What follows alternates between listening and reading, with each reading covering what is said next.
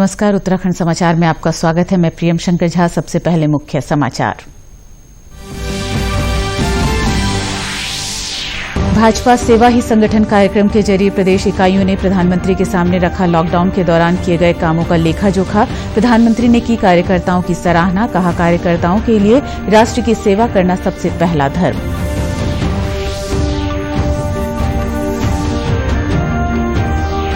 Corona संक्रमण की रोकथाम और बचाव के संबंध में मुख्यमंत्री ने की समीक्षा बैठक। स्वास्थ्य विभाग और जिलाधिकारियों को दिए संक्रमितों को बेहतर स्वास्थ्य सुविधाएं प्रदान करने के निर्देश। बढ़ते रिकवरी रेट पर जताई खुशी।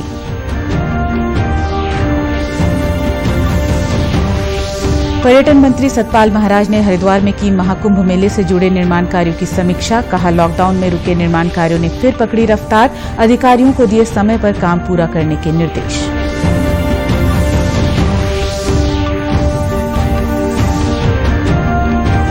और प्रधानमंत्री गरीब कल्याण अन्न योजना के विस्तार से देहरादून में लाभार्थियों के खिले चेहरे। हर जरूरतमंद को लाभ पहुंचाने के लिए जिलाधिकारी खुद कर रहे मॉनिटरिंग। अब खबरें विस्तार से। भारतीय जनता पार्टी की प्रदेश इकाइयों ने कोरोना संकट के बीच देश भर में लगाए गए लॉकडाउन के दौरान अपने सेवा कामों का लेखा जोखा आज प्रधानमंत्री नरेंद्र मोदी के सामने रखा। इस दौरान प्रधानमंत्री ने भाजपा कार्यकर्ताओं से बातचीत की। बातचीत से पहले पीएम मोदी ने कहा कि भाजपा कार्यकर्ताओं के लिए राष्ट्र की सेवा करना सबसे पहला धर्म है। उन्होंने कहा कि इस चुनौतीपूर्ण समय में कार्यकर्ता देश भर में अथक प्रयास करके जरूरतमंदों की मदद कर रहे हैं। वहीं प्रधानमंत्री ने भोजपुरी में बिहार भाजपा के कार्यकर्ताओं के कार्यों को भी सराहा। इस कार्यक्रम के दौरान भाजपा की 7 प्रदेश इकाइयों ने प्रधानमंत्री के सामने अपनी अपनी रिपोर्ट पेश की, जिसमें बताया गया कि कोरोना वायरस महामारी के दौरान उनकी ओर से कौन से कल्याणकारी काम किए गए। सब भाजपा कार्यकर्ता एवं साथी लोग अभिनंदन के पात्र बानी जा।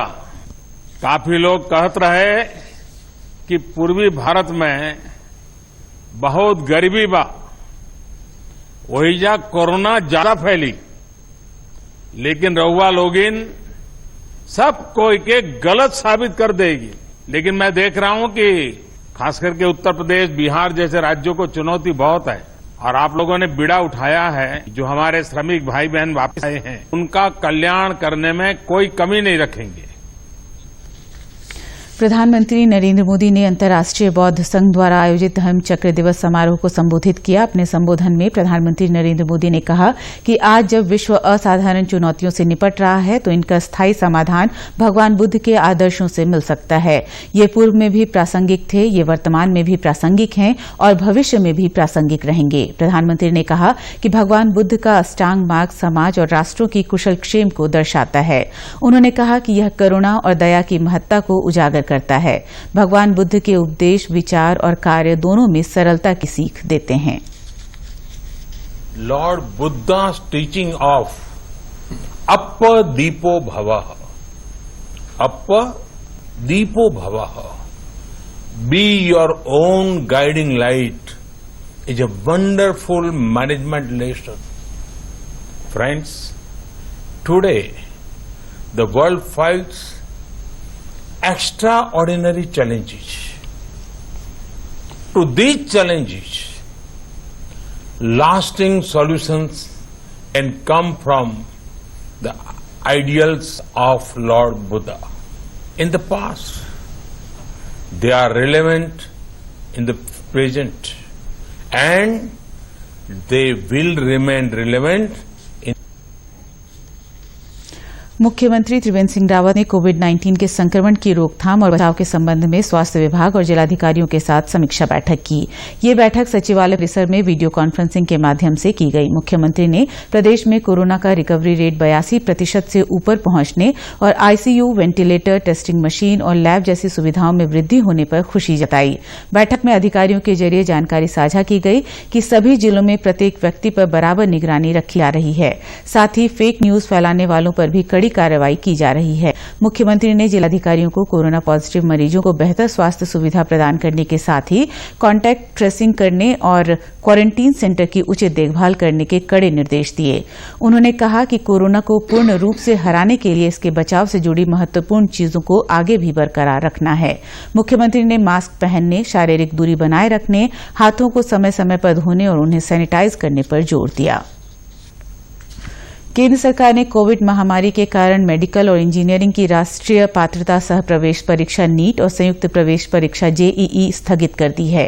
केंद्रीय मानव संसाधन विकास मंत्री डॉ रमेश पोखरियाल निशंक ने बताया कि छात्रों की सुरक्षा और शिक्षा की गुणवत्ता को ध्यान में रखते हुए यह निर्णय लिया गया है।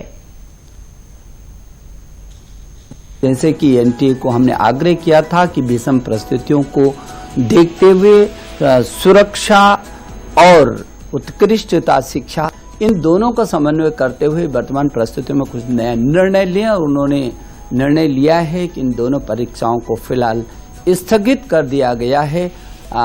इसकी उत्कृष्टता को देखते हुए और सुरक्षा को देखते हुए, क्योंकि हम आपसे लगातार कहते रहे हैं कि आपकी सुरक्षा हमारे लिए पहला है और उसके बाद शिक्षा, और शिक्षा भी गुणवत्ता युक्त शिक्षा।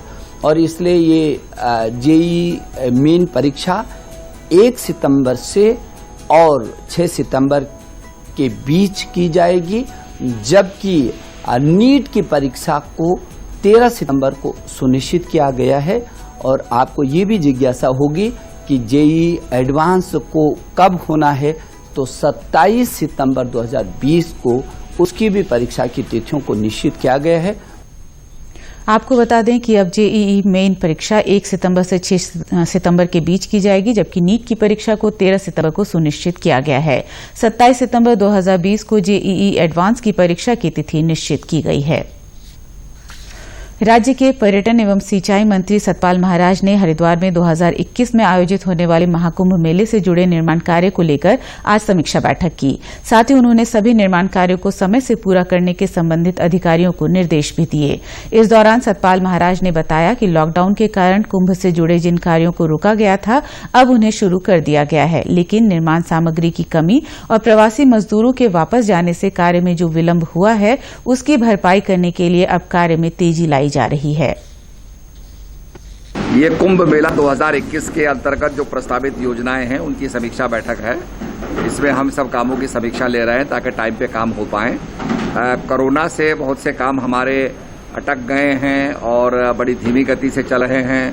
कहीं पर मटेरियल की कमी है, तो सारी चीज़ों को ठीक करके हम चाहते हैं कि समय पर काम हो जाएं और जल्दी से काम हो जाएं। क्योंकि कोरोना से लेबरर्स भी चले गए हैं, तो निश्चित रूप में सारी चीज़ जोड़ी जा रही है और कामों को गति दी जा रही है और मैं समझता हूं कि काम टाइम पे हो जाएंगे। थोड़ी बहुत विलंब होगा, परंतु समय पे काम हो जाएंगे। गौरतलब है कि हरिद्वार में 2021 में महाकुंभ का आयोजन होना है, जिसको लेकर बड़े पैमाने पर स्थायी कार्यों के निर्माण चल रहे हैं। सभी घाटों, गंगा नदी पर बनने वाले पुलों के निर्माण कार्यों में अब काफी तेजी दिख रही है। उत्तराखंड में मानसून की दस्तक के बाद आपदा प्रबंधन विभाग अलर्ट मोड पर नजर आ रहा है। राज्य के हर जिले के साथ संवेदनशील स्थलों की मॉनिटरिंग की जा रही है। आपदा प्रबंधन अधिकारी राहुल जुगरान ने बताया कि जिस तरीके से मौसम विभाग ने भारी बारिश की चेतावनी जारी की है, उसके बाद से प्रदेश के सभी जिलों में आपदा प्रबंधन तंत्र को अलर्ट जारी कर एक्टिव कर दिया गया है। उन्होंने कहा कि आपदा प्रबंधन विभाग पूरी तरह से मुस्तैद है और लगातार मॉनिटरिंग की जा रही है। मौसम विभाग के द्वारा दिए गई चेतावनी के अनुसार समस्त जनपदों को विभिन्न माध्यमों से व्हाट्सएप के लेटर पे और अदरवाइज टेलीफोनिकली भी जो रूटीन है उसके हिसाब से सूचना दे दी गई है। और जो भी अपना आईआरएस सिस्टम है, नोडल ऑफिसर्स हैं, उन सबको एक्टिवेट कर दिया गया है। रूटीन में इंफॉर्मेशन ली जा रही है और किसी इंसिडेंट के अकरेंस पे जो भी त्वरित कार्रवाई होती है उसके लिए जहां जहां पे डिप्लॉयमेंट है वहां पे एक्टिवेटेड है। आपको बता दें कि मौसम विभाग ने 5 जुलाई तक भारी बारिश की चेतावनी जारी की है। प्रदेश में रुक रुक कर बारिश हो रही है। नदियों के किनारे बसे लोगों को भी प्रशासन ने अलर्ट कर दिया है। हर प्रकार की स्थिति से निपटने के लिए तंत्र पूरी तरह मुस्तैद नजर आ रहा है। प्रधानमंत्री द्वारा हाल ही में प्रधानमंत्री गरीब कल्याण अन्न योजना को 5 माह के लिए बढ़ाए जाने से देश के 80 करोड़ गरीब लोगों को बड़ी राहत दी गई है। योजना के अंतर्गत गरीबों को मुफ्त राशन आगामी नवंबर माह तक मिलेगा। राजधानी देहरादून में इस योजना से कोई भी गरीब व्यक्ति वंचित न रहे, इसके लिए जिलाधिकारी आशीष श्रीवास्तव लगातार इस बात की मॉनिटरिंग खुद कर रहे हैं। मैं ये कहूंगा कि एक तरीके से बहुत बड़ा सपोर्ट है ऐसे लोगों के लिए जो अपनी आजीविका डेली का डेली कमाते थे, और इसमें सभी जो ऐसे जरूरतमंद लोग हैं उनको बहुत बेनिफिट हो रहा है। बैंकों के माध्यम से उनको धनराशि वगैरह उपलब्ध कराई जा रही है और लोग इससे काफी संतुष्ट भी नजर आ रहे हैं और बड़ा एप्रिसिएशन है कि इस तरीके की चीजें करके उनकी आजीविका को चलाने के लिए, एक डिग्निफाइड लाइफ जीने के लिए सरकार उनकी इस तरीके से मदद कर रही है। प्रधानमंत्री की इस घोषणा से उत्तराखंड के लाभार्थी भी बेहद खुश नजर आ रहे हैं और प्रधानमंत्री के फैसले की खूब सराहना कर रहे हैं। राशन मोदी जी ख्याल रख रहे हैं हमारा और राशन पर यूनिट दे रहे हैं, सबको दे रहे हैं। अच्छा है, घर से बाहर निकलने का मौका नहीं दे रहे हैं। अच्छी है ये पहल है। 5 किलो पर आदमी के हिसाब से चावल मिला है और फ्री मिला है सबको और 3 महीने का राशन वैसे भी हम लोगों को मिला है और इससे हम बहुत सभी खुश है। सब मोदी जी की अच्छी पहल है। भारतीय आयुर्विज्ञान अनुसंधान परिषद आईसीएमआर सभी क्लिनिकल परीक्षण पूरे होने के बाद 15 अगस्त से स्वदेशी कोविड-19 वैक्सीन जारी करने की योजना बना रही है। आईसीएमआर ने यह महत्वपूर्ण कोविड-19 वैक्सीन विकसित करने के लिए भारत बायोटेक इंटरनेशनल लिमिटेड के साथ भागीदारी की है। भारत बायोटेक से यह सुनिश्चित करने को कहा गया है कि परीक्षण के लिए मरीजों के नाम दर्ज करने की प्रक्रिया 7 जुलाई से शुरू कर दी जाए। दरअसल आईसीएमआर और भारत बायोटेक ने संभावित कोविड-19 की वैक्सीन के विकास के लिए हाथ मिलाया है। भारत बायोटेक ने इस लक्ष्य को पूरा करने के लिए अपने प्रयासों को गति दे दी है। हालांकि अंतिम परिणाम इस परियोजना में शामिल सभी क्लिनिकल ट्रायल साइटों के सहयोग पर निर्भर करेगा।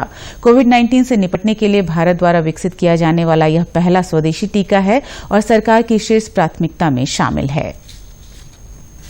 राज्य में कोरोना के मामले जहां हर रोज बढ़ रहे हैं, वहीं संक्रमित लोग भी तेजी से ठीक होकर अपने घर वापस जा रहे हैं। कल शाम जारी हेल्थ बुलेटिन के अनुसार राज्य में कोरोना के 64 नए मामले सामने आए हैं। राज्य में अब कुल संक्रमित मरीजों की संख्या 3048 हो गई है, जबकि अब तक 2481 कोरोना संक्रमित मरीज ठीक होकर घर जा चुके हैं। यानी प्रदेश में कुल एक्टिव केस केवल 498 शेष हैं। कल शाम आए मामलों में देहरादून में 21, नैनीताल से 13, उधम सिंह नगर से 12, अल्मोड़ा से 8, बागेश्वर से 3, चमोली, चंपावत और हरिद्वार से 2-2 और 1 मामला पिथौरागढ़ से सामने आया है। वहीं राज्य में रिकवरी रेट लगभग 81% पर आ गया है, जो अन्य राज्यों की तुलना में काफी बेहतर है।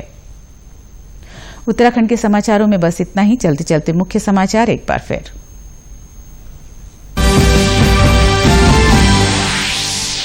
भाजपा सेवा ही संगठन कार्यक्रम के जरिए प्रदेश इकाइयों ने प्रधानमंत्री के सामने रखा लॉकडाउन के दौरान किए गए कामों का लेखा-जोखा। प्रधानमंत्री ने की कार्यकर्ताओं की सराहना, कहा कार्यकर्ताओं के लिए राष्ट्र की सेवा करना सबसे पहला धर्म।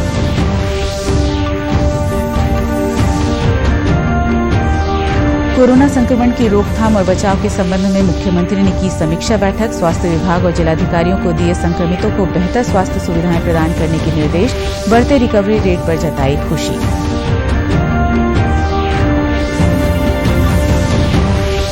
पर्यटन मंत्री सतपाल महाराज ने हरिद्वार में की महाकुंभ मेले से जुड़े निर्माण कार्यों की समीक्षा। कहा लॉकडाउन में रुके निर्माण कार्यों ने फिर पकड़ी रफ्तार। अधिकारियों को दिए समय पर काम पूरा करने के निर्देश।